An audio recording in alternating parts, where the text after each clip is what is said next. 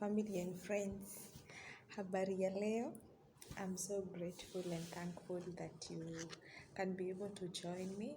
Mimi niko salama salmini, and the grace of God has been sufficient to me, and I can surely say that the Lord has been my shield and my defender.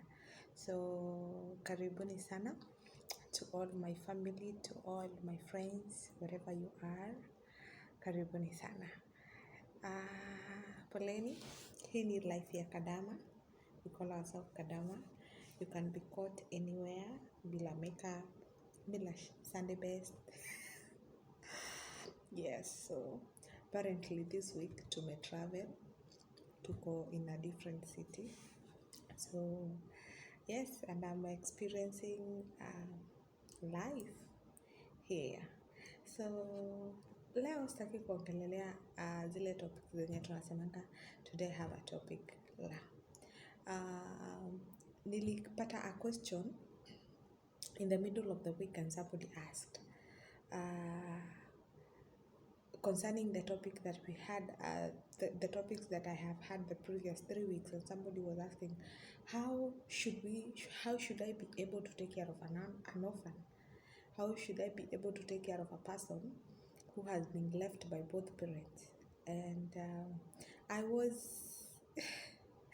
was moved by that conversation because it shows that people are listening to what I'm saying. And thank you so much for that person who took time to listen. How can I be able to take care of an orphan? One, I want to thank you so much for taking that opportunity ya kulea mtu mwenye si wako. You don't have the same blood. You don't, it's not a child. Maybe like for me, the person who took care of me really so much was there is my grandmother. We don't have the same blood. We want to thank all of you. And to all people who have children's home, I salute you because your grace is on another level. Now, taking care of an orphan is much more of taking care of a disabled person.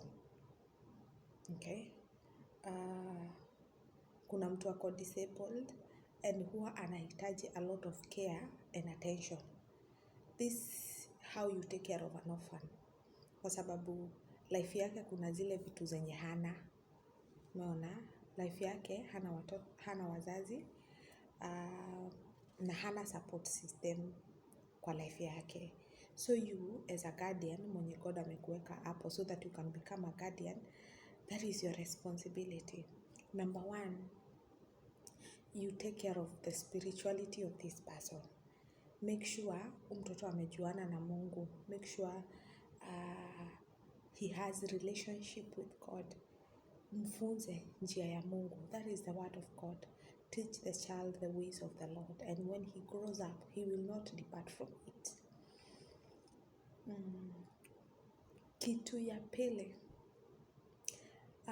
always check her physique, whether he or she is okay physically, whether amevaa vizuri, kwa sababu kurarukiwa and not doing her hair, not shaving his hair on time, inafanyanga anakuwa picked up na watoto.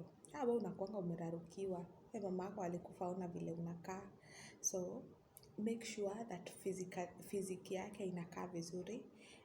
It doesn't matter whether you have much or small, but make sure you groom that child. Another thing, the third thing is thank you, kwa sababu I know you try your best to pay for their school fees. That is finance.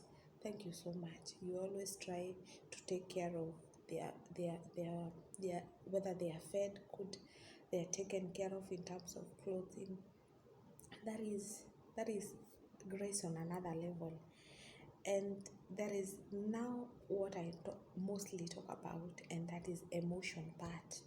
Emotion part is very difficult kwa sababu huyu mtu akona void, akona shimo ndani yake, anahitaji ikue filled. Ako in deficiency. Unaona, akona lack, ana need. So this is where I dwell most. For one, always talk to that child. Let them know that this happen is the will of God. Secondly, check how they are coming into term with the departure, with the departure of their loved ones. Check whether they are okay. It doesn't mean necessarily they are going to be okay, but waangalie where they are at that particular time. So unawaongelesha, unafeel aje after your mom has gone or your parent have gone to be with the Lord? How are you feeling? How is the journey? Check whether they're good. And then after checking wanafeel aje ndani yao, and let them express what they are feeling. By the way, usikae cut short, mtu short. People express this differently. There are people who cry, there are people who write, especially for me, I used to write a lot.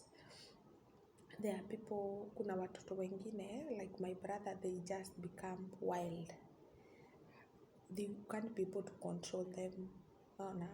So there are others who go into drugs. It is not in your position as a guardian kusukuma huyo mtoto, kumpush away. It is your responsibility to embrace that child. Embrace them and pray for them. Embrace and pray for them. Okay? And it's always good to know what they want. What do you want? Okay?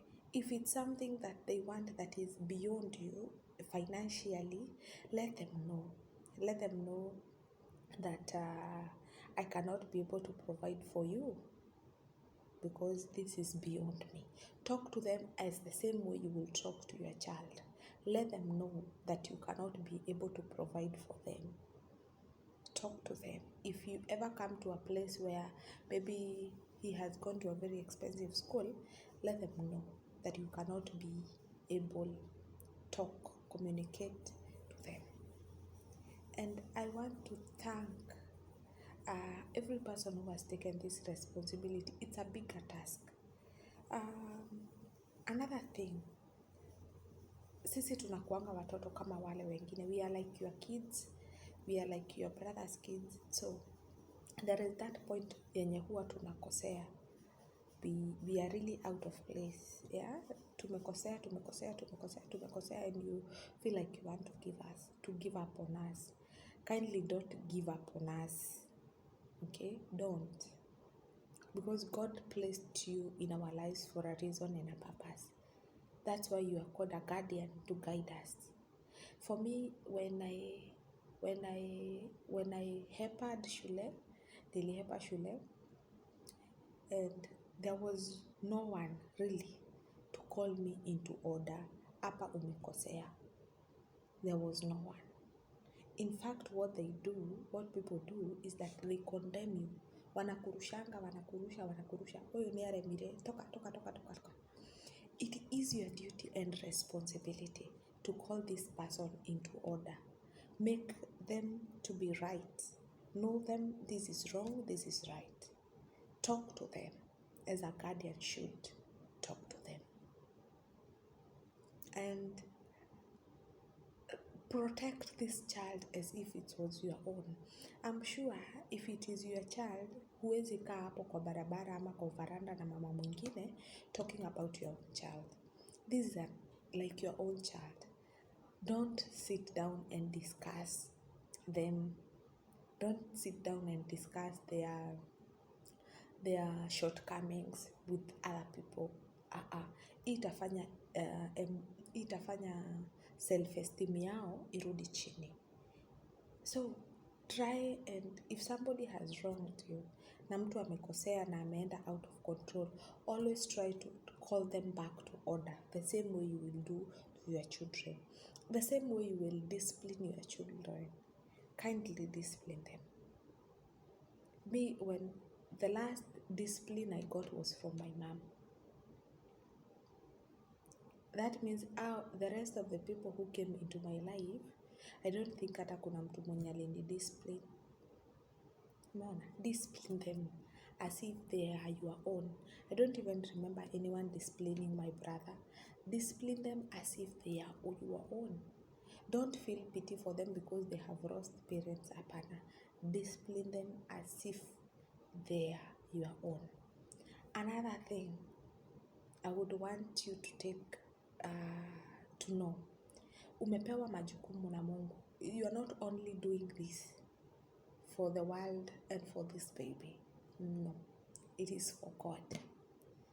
Just know that when you get to heaven, utaulizwa, what have you done?